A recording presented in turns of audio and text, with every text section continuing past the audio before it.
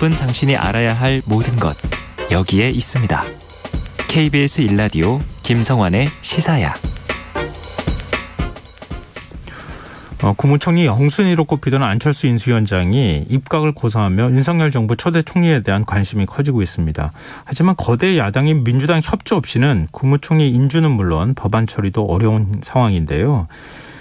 이 때문에 이번 총리 인준 문제가 여야 협치 첫 관문이 될 것이다, 이런 전망이 나오고 있습니다. 이 현안마다 대립각을 세우고 있는 여야 관계가 어떻게 재정립될지 허은하 국민의힘 수석 대변인 연결해서 얘기 나눠보도록 하겠습니다. 대변인님 안녕하세요. 네, 안녕하세요. 허은하입니다. 네, 안철수 위원장 국무총리직을 맡지 않겠다 이렇게 밝혔는데요. 네. 안 위원장의 결정 어떻게 보셨습니까? 먼저 이거 윤석열 당선인에게 총리 인선과 관련한 부담감을 덜어드리고 싶다는 마음이 담겨 있다고 생각을 합니다. 네. 또 뭐 인수위원장 겸 인수위 코로나 비상대 특위의 위원장이시잖아요. 네.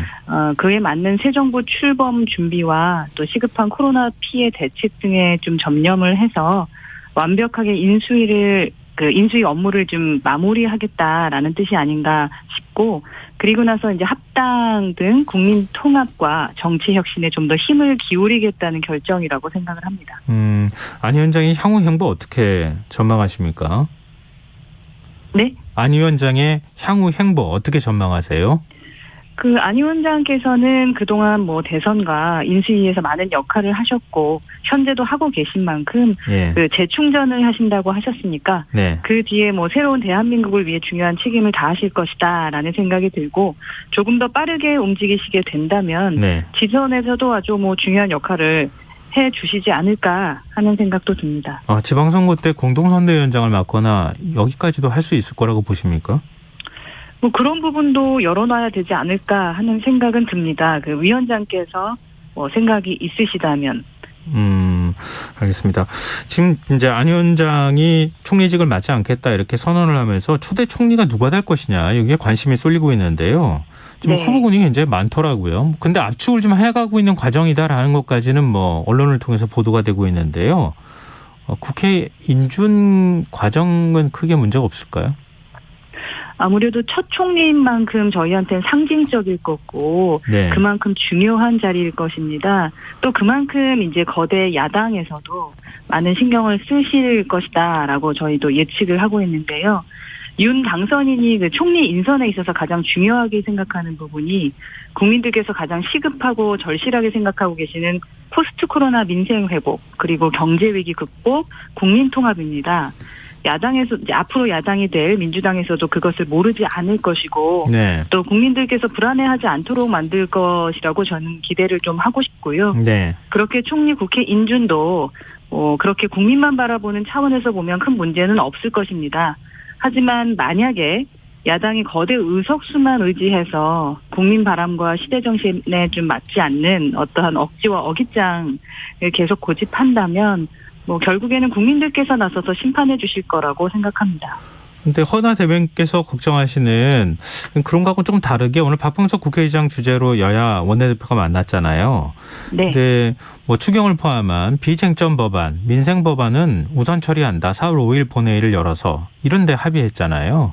예, 맞습니다. 그런 부분에 대해서는 여야가 일단은 국민들을 좀 여론을 살필 수밖에 없는 상황이니까 비쟁점 법안에 대해서는 그렇게 충돌하는 모양새가 안 나올 가능성도 있지 않을까요?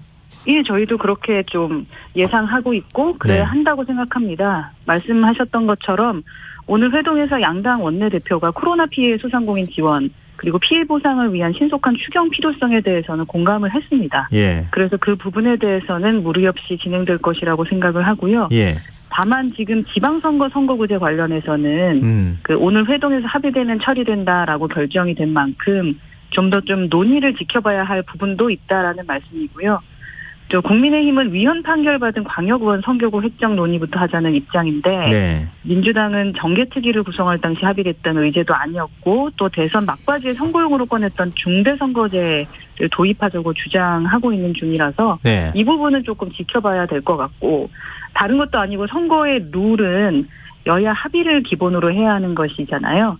그래서 그동안의 국회 관행대로 대의민주주의의 원리에도 그것이 맞다라고 저희는 생각합니다. 그래서 앞으로 양당 원내 수석과 또 정개특위 간사들 간 협의가 진행될 텐데요. 네. 그 민주당이 그 일방적 주장만 내세우지 말고 시급한 위헌 상태를 하루속히 해소해서 지방선거를 잘 준비할 수 있도록 노력을 기울여 주셨으면 좋겠다라는 바람도 있습니다. 지금 중대선거구제 말씀하신 게 기초의회 말씀하시는 거잖아요.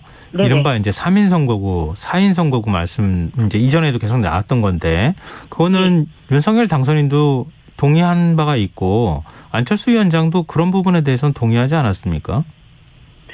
동의를 한 것과 지금 저희가 말씀하는 부분은 조금 다른 부분이 있는 것 같습니다. 원내 쪽에서. 어떤 부분이 다른 겁니까? 그 아까 말씀드렸던 것처럼 위헌 판결받은 광역의원 선거구 획정 논의부터 하자라는 부분이기 때문에 그거는 뭐 어떻게든 해야 되는 거고요. 예. 그 부분이 지금 아직 정리가 서로 되지 않고 있습니다. 근데 지금 김기현 원내대표는 소선거구제 얘기를 하던데요. 소선구제 부분과 이 부분에 대해서는 지금 뭐 서로 말씀하시는 부분이 조금 다르고 현재 2021년 11월에 여야 합의 정개특위 안건이 공직선거법 관련 헌법 불합치 사안 그래서 뭐 지방선거 선거구 획정이나 확성장치 소음 규제 이런 얘기했고 피선거권 연령 조정 문제 있고 기타 여야 간사 간 합의 사항 뭐 이런 얘기를 했었는데 지금 갑자기 이제 당시에 합의됐던 의제가 아니었던 그 중대선거제를 도입하자고 주장을 하고 있는 부분이지 않습니까? 네. 그래서 이 부분은 뭐 합의를 기본으로 해야 하는 것이기 때문에 두 분께서 잘 진행하실 거라고 믿습니다. 네, 알겠습니다.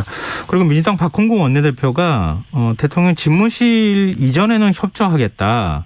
하지만 예비비 외 추가 비용은 국회 심의 대상이다. 구체적 예산안을 제출해달라. 이렇게 얘기를 했거든요. 용산으로 집무실을 이전하는 거 그렇게 순탄하지만은 않을 것 같다고 하는 전망이 나오는데 박홍근 원내대표 입장에 대해서 어떻게 보십니까? 그 문재인 대통령께서 대통령 집무실 이전 지역에 대한 판단은 차기 정부의 몫이다라고 말씀을 하셨고 또 문정부는 정확한 이전 계획에 따른 예산을 면밀히 살펴 협조하겠다라고 말씀을 하셨거든요. 그런데 이제 민주당 일각에서는 문 대통령 말씀 중에 면밀히 살핀다라는 내용에 주목할지 모르겠습니다. 하지만 당선인과 대통령이 직접 만나셔서 나서서 정말 어렵게 꼬인 실타래를 풀기 시작을 하신 거 아니겠습니까? 그러한 만큼 인수인계가 안정적이고 순조롭게 이루어져야 할 그 문 대통령 말씀도 국민적 신뢰를 받고 또 국민들 마음도 편안해질 것이라고 생각을 합니다. 그래서 문재인 대통령께서 뭐 대통령 집무실 이전을 약속했을 때 그때 국민 그리고 새 정부 출범을 앞둔 지금의 국민은 변함없이 똑같은 대한민국 국민이십니다. 그래서 하루속히 대통령실 이전을 좀 완료를 하고 청와대를 국민들께 100% 돌려드릴 수 있도록 민주당이 적극 협조하고 지원해 주실 거라고 바라고 또 그럴 것이라고 믿고 싶습니다. 네. 근데 임대차 3법에 대해서는 어떻게 보시는지도 궁금한데요. 인수위 측에서는 폐지 또는 축소를 지금 얘기하고 있는데 민주당은 좀 반발하는 분위기예요. 지금 법 개정을 하는 게 가능할까요? 이 상황에서? 우선은 뭐 협의하고 노력을 해야 될 것 같죠. 그러니까 우선 임대차 3법으로 전세 기간을 좀 늘리고 상한율을 적용한 결과가 그 물건 자체가 안 나와서 오히려 전세감 급등이 되거나 또 월세 전환을 하게 되는 분이 많아서 오히려 심각한 부작용이 있을 것이다라고 저희가 예상을 했었고 또 그게 이제 임대차 3법을 통과시킬 때부터 저희 국민의힘이 반대했던 이유가 되기도 했었습니다.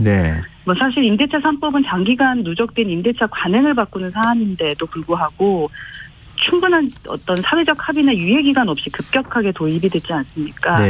그래서 이제 인위적인 시장 개입의 부작용으로 인해서 국민 거주의 안정성이 크게 악화된 그 대표적 부동산 실패 사례라고 할 수가 있습니다. 그래서 고쳐야 할 부분은 고치고 또 없애야 할 부분은 없애야 하고 그렇게 국민들의 피해와 불편을 좀 덜어드릴 수 있다고 생각을 합니다. 그래서 법 개정이 필요하다는 것이 국민의힘과 저희 인수위의 입장이고요. 그 부분에 대해서 민주당과 충분한 협의를 통해서 개선토록 노력을 할 것이다라고 말씀드리고 싶습니다. 네.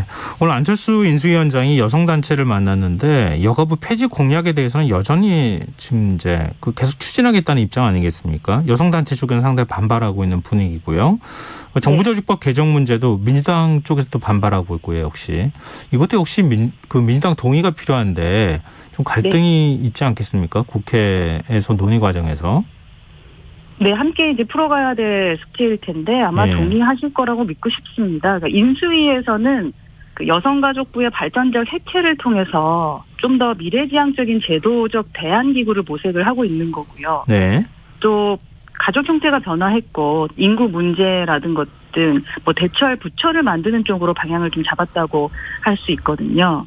여성가족부는 과거 이제 민주당 소속 광역단체자들의 그 어떤 연이은 권력형 성범죄 사건에서 사실 줄곧 여당의 편에 서서 여당가족부로 전락했다는 비판도 받았습니다. 네. 그래서 더 이상 이 문제를 그 지방선거의 활로로 이용하려는 것은 또 뭐 갈라치기 시도를 한다라고 하면서 자꾸 프레임을 만드는 것은 민주당에 또 도움이 되지 않을 것이라고 생각하고요. 예. 적극 협조해 주시기를 바란다라는 말씀만 계속 드리게 됩니다. 네, 알겠습니다.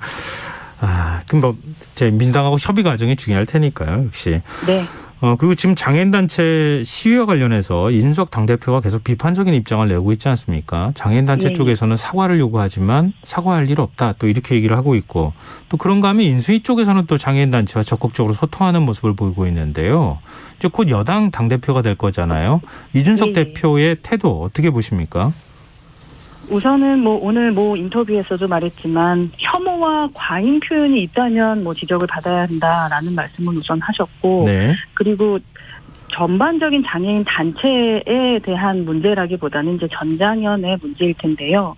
어찌됐든 먼저 오해를 끼쳐드린 부분이 있다면 그 부분은 더 소통을 하면서 오해가 없도록 해야 된다라고 저는 개인적으로 생각을 합니다. 그리고 이준석 대표는 과거와 다르게 사실 보수정당 대표로서 전장현 등 그 직접 만나서 진심으로 소통을 했다고 생각합니다. 네. 저도 몇 번 같이 동행을 했고요. 예. 이번 대선에서도 고속버스 등에 대한 장애인 저상버스 도입 그 공약을 만든 것이 이준석 대표였거든요. 네. 그래서 그런 노력들이 폄하되는 부분이 있다고 생각돼서 뭐 그렇게 얘기한 것 같기는 한데 네. 그래서 인수위에서도 전장현의 요구사항에 대해서 세밀하게 뭐 살펴보고 추진할 수 있도록 노력하겠다라고 밝혔고 다만 시민을 볼보로 하는 이 시위는 그만하셨으면 좋겠다라고 말씀을 하셨었죠. 네.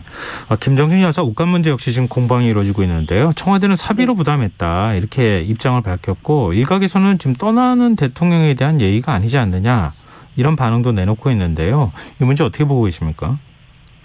이 문제의 핵심은 문정부의 도덕적 잣대 그리고 정치적 신뢰에 관한 것이라고 저는 생각을 합니다. 네. 그러니까 뭐 김정숙 여사의 옷값 공방은 뭐 바로 과거 민주당에서 박근혜 대통령에게 그리고 박근혜 대통령 후보에게 제기했던 공방과 거의 동일하거든요. 네. 달라진 것이 있다면 엄격한 도덕적 잣대와 정치적 기준을 얘기했던 민주당과 그 문 대통령이 이제는 자신들한테는 예외라고 주장하고 있다라는 것이 다른 점입니다. 그래서 국민들께서 그 특권과 반칙의 시대를 끝내고 또 공정과 정의를 회복하겠다던 문정부의 마음과 의지가 지금도 변하지 않았는지 묻고 있는 것이거든요.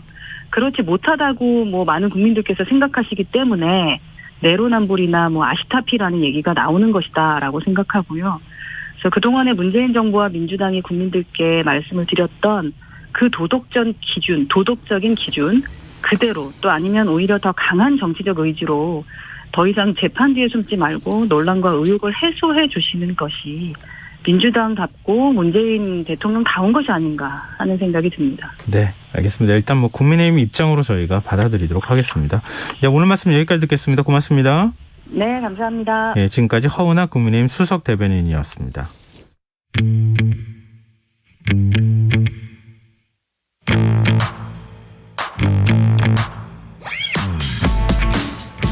냉철하고 가감없는 분석으로 미디어 본연의 역할을 찾아가는 시간입니다.